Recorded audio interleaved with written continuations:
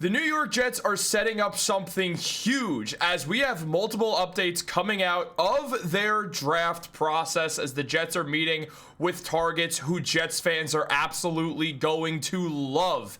And we are going to discuss all of this. What's up, guys? Welcome back to Jets Digest. It's Chris and Matt here, and we're going to jump right into things as always. And guys, if you're part of that 73% that's not subscribed, make sure to subscribe to this video. If this video gets 25 subscribers, then I will sell this duct tape, or I'll give this duct tape away to whoever deserves it the most, and maybe an autographed photo of Matt. But my autograph, just a photo of Matt. But all that being said, let's jump into the video and take things a bit seriously here because it's the NFL draft season, Matt. We're here. One of the most exciting times to be a football fan, and if you're a New York Jets fan, you're used to having picks at the top of the draft. It's just something that's been going on for a while with the Jets' struggles.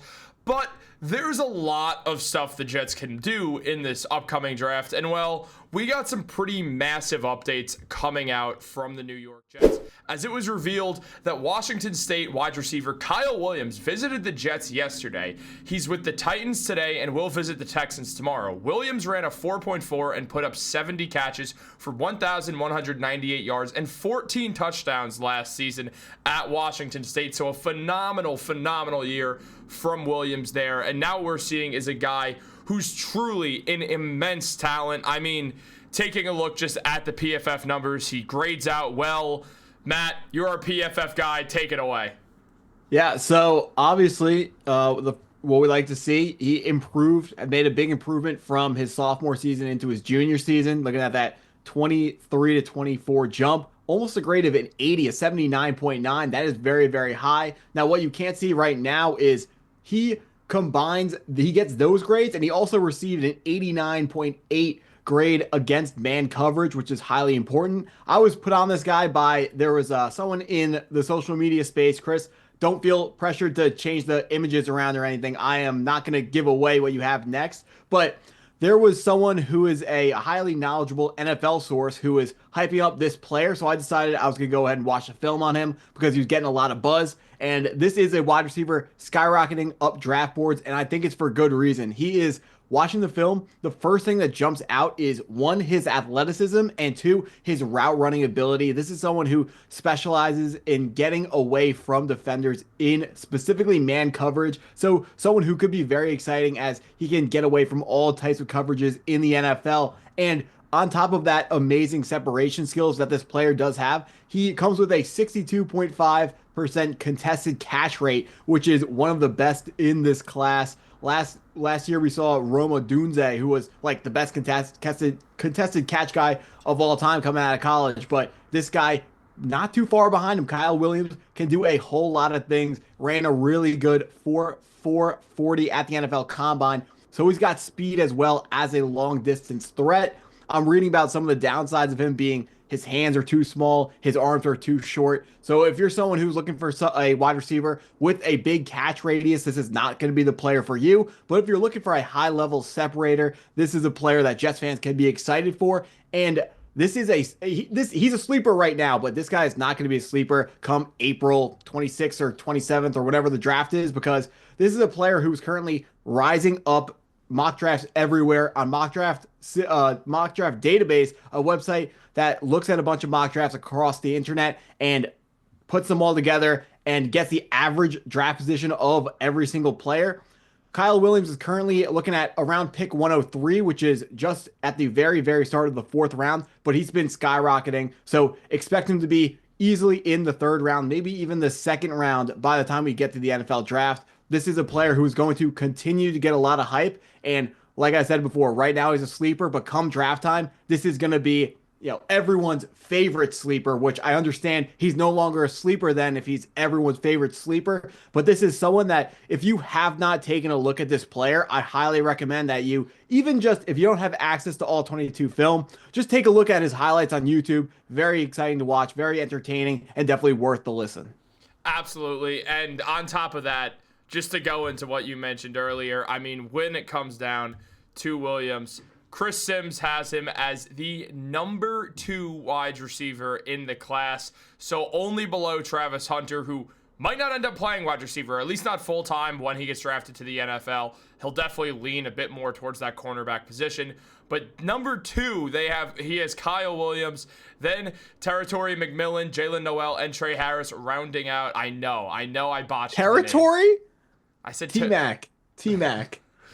We're just going to call him McMillan here because I can't pronounce names, as we all know. You could be talking about Jaylen McMillan. I don't know. You fooled me. I could be talking about... You know what? Matt? And here's the thing, guys. I brought up a nice quote that I didn't tell Matt about because I thought he would like to hear it. And I'm just going to play it so he feels bad about making fun of me. Guys, something that Chris Sims also mentioned is saying about Kyle Williams. When you say he's the best separator in the class and his top speed is awesome, Travis Hunter is the only guy you can say is better route runner than him. And I'm not sure if he is. That's how good Kyle Williams is. So absolutely massive praise to Kyle Williams there, being compared to and being said that there's a world that he's a better route runner than Travis Hunter. So absolutely insane praise coming out from Chris Sims about Kyle Williams here, Matt. I think the Jets' glaring hole at wide receiver, you get an elite route runner like Williams. That is how you build an exciting wide receiver duo for new quarterback Justin Fields and for Jets fans to watch for the next decade.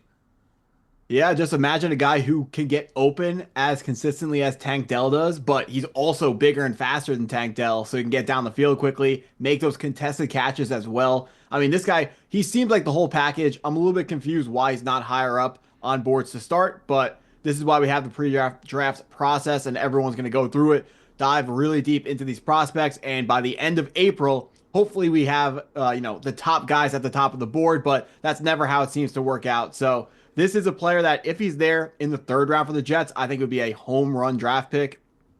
Kind of shaping out. Looks like me and Chris here are rooting for right tackle round 1, tight end round 2, and then wide receiver round 3. And if this is the wide receiver, I think that would be an absolute home run addition. Pretty funny that you use that quote because I will actually admit that I don't remember anything that Chris Sims said about this player. I just remember that he had him highly ranked. So that's why I had to go in and dive in and take a look. And Chris Sims, the thing that is lending him credibility right now, of course, he is the son of Phil Sims, but he's also good at scouting wide receivers. Last year, he had Brian Thomas Jr. and Malik Neighbors ranked above Marvin Harrison Jr. in the pre-draft process when it seemed like both those, it was just a given that Marvin Harrison Jr. was the number 1 wide receiver in the draft. Well, that was for most people.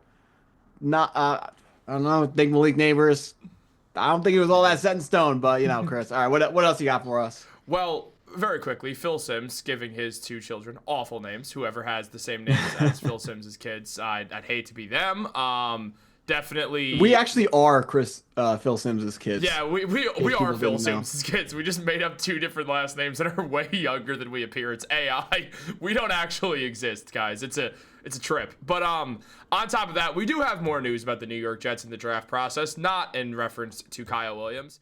As on top of this, we've also seen that Penn State safety Jaylen Reed, projected as a day 2 draft pick by many, posted a picture at the Giants training facility the other day. And on top of that, it's considered a local visit for the Giants, which is interesting. And when you consider that he also has a visit with the Jets, along with the Lions, Eagles, and Ravens, it's very interesting as the New York Jets are also talking to Jaylen Reed. Now, the Jets did address a safety need a bit in free agency when they brought in Andre Sisco on that 1-year, $11 million deal. But obviously, as of right now, that's not looked at as a long-term contract. It could turn into one. It's one of the reasons why they signed him. It's a prove-it deal. There's no way around it. And effectively, at the end of the day, it doesn't mean that they're going to give Sisco every chance in the world. And even so, they would be able to play Reed and Sisco together as well. So it is a lot of stuff to be interested about there. And on top of that, you look just where Jaylen Reed is at, and the athleticism for him is really something to like. Now, there's a bit of the fear about the size, but it's not something that's a major problem.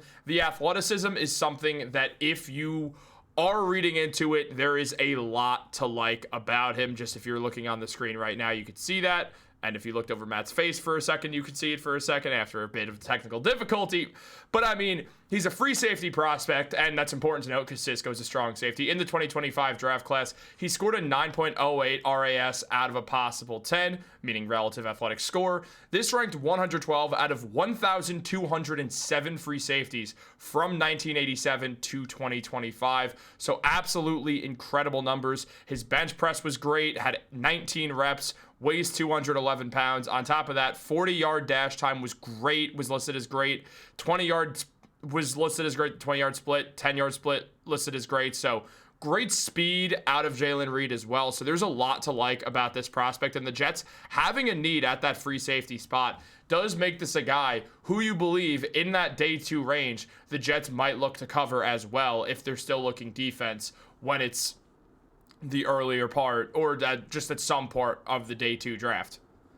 So, Chris, when you're scouting players, you love it when the measurables line up to what you're seeing on film, and that's definitely what we have in the case here of Jaylen Reed. He's someone who, as we can see by the tests, is highly athletic, and that lines up perfectly with the scouting report of a player who is highly versatile. You talk about how he is a free safety, and that may be what he's listed as, but many draft analysts have him as, they think he's someone who can play in the box as a slot corner in defense or as a deep safety. So all over your defense, they are high on this guy's athletic traits. They think that if you can teach him how to become a better football player, he will be a very, very good player, even though he is a little bit raw right now. I was a little bit surprised to see that this was the Penn State safety that the New York Jets are bringing in. I know a lot of Jets fans are looking at Kevin Winston Jr., the other safety from Penn State, the guy he didn't really play in 2024 after that 8 torn ACL early in the season. So it looks like both safeties are now on the radar for the New York Jets, which is important because we obviously need safety help. We need defensive back help. And Penn State has good pedigree when it comes to churning out defensive backs in the NFL. So I would be excited about getting the next guy potentially out of Penn State, out of the school with that kind of pedigree. Something we talked about on a video a bit of some time ago is we weren't necessarily saying we didn't like the moves Darren Mougey was making. We just said they were kind of interesting. A lot of moves that do signify a bit of a rebuild, a bit of just bringing in younger guys who are trying to prove something here. But looking at the draft guys who we've seen them meet with, this is exciting. It feels like they really do want to nail this draft. We know that one of the big gripes with Joe Douglas is that he didn't have success later on in the draft. For the most part, he was hitting on those first round picks. The Zach Wilson thing, there's a lot of rumors surrounding that situation there. But outside of Zach Wilson, I mean, we saw success. We saw Sauce Gardner, Garrett Wilson, Jermaine Johnson, Will McDonald. We've seen a lot of success with Joe Douglas, or we saw a lot of success with Joe Douglas in the first round. However, as the later rounds went on, there was a lot of swings and misses.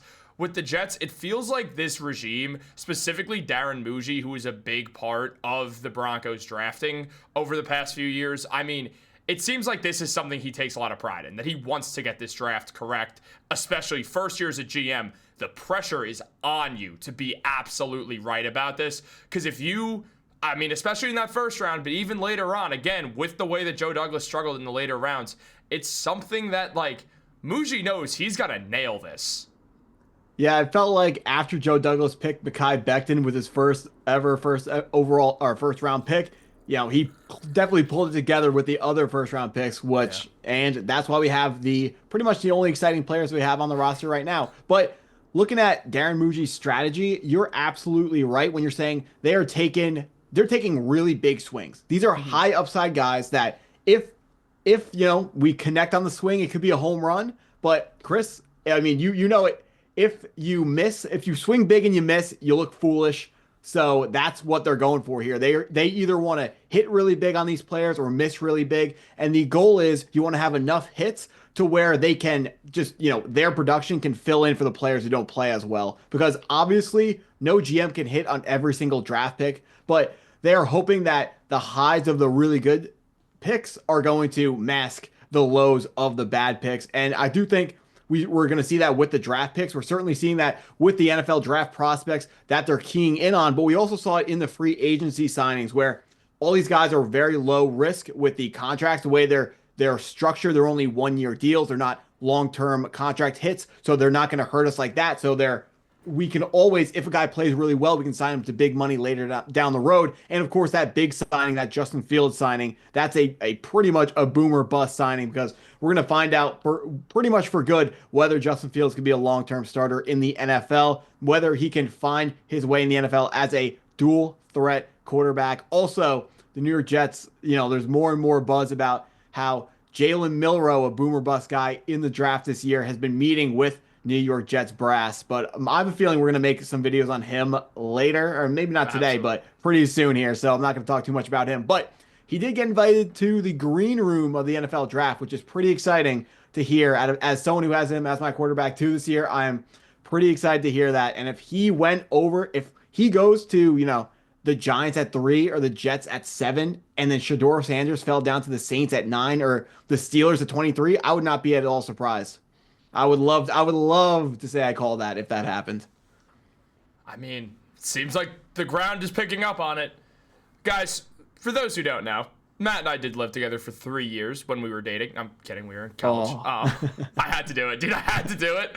But when the draft would come around, Matt would consistently tell me, which unfortunately was not allowed back in the state of Connecticut at the time, to bet on specific guys to get drafted where. On the sports books, it was not, because I tried to. But were we?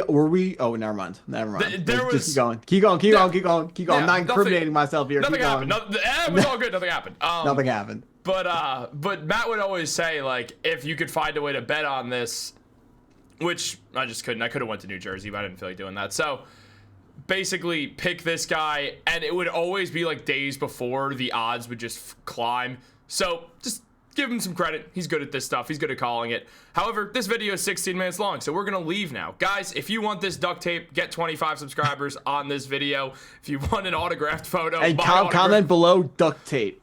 Duct tape giveaway. Duct tape giveaway. And if multiple people win, I'll just start taking pieces of duct tape off. The duct tape actually holds my light together. That's right above my computer right now. Fun fact. Guys, have a great day, and go Jets. I almost said Knicks. Of course it didn't stop recording.